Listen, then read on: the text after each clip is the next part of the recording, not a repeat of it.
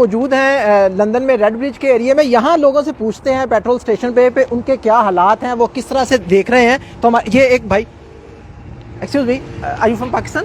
Yes, I am. Can you speak in Urdu? Yes, I do.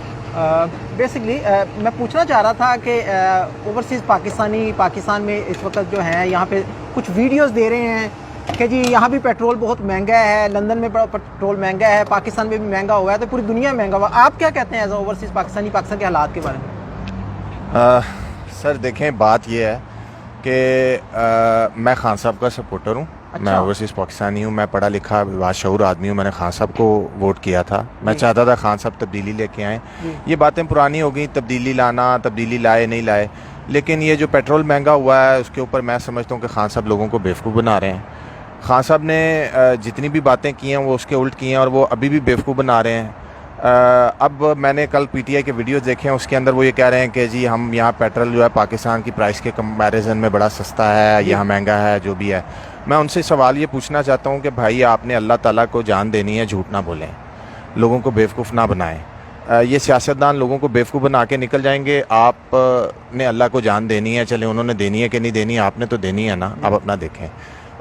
Pakistan کے اندر اگر ایک بندہ ایک دن میں کام کرتا ہے تو وہ مشکل اپنے گھر کا خرچہ بھی پورا نہیں کر پاتا ہے.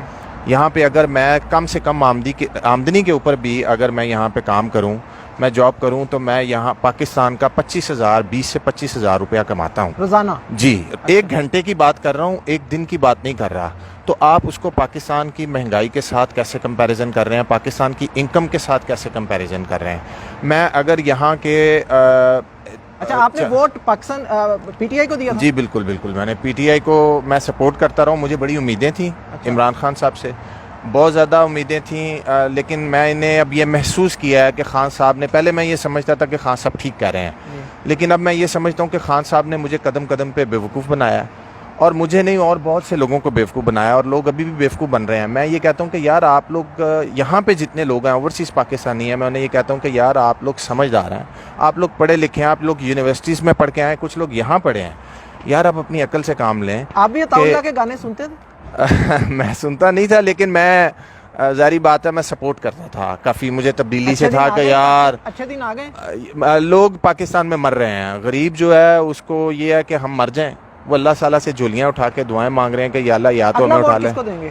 اگلا ووٹ پھر ابھی دیکھیں گے, ابھی لیکن خان صاحب سے تو دعا ہے کہ خان صاحب آپ پلیز آپ لوگوں کو بیوقوف نہ بنائیں. میں صرف یہ کہہ رہا ہوں کہ لوگوں کو بیوقوف نہ بنائیں. آپ اپنے یوٹیوبرز کے تھرو لوگوں کو بیوقوف بنا رہے ہیں, آپ اوورسیز پاکستانیوں کو بیوقوف بنا رہے ہیں.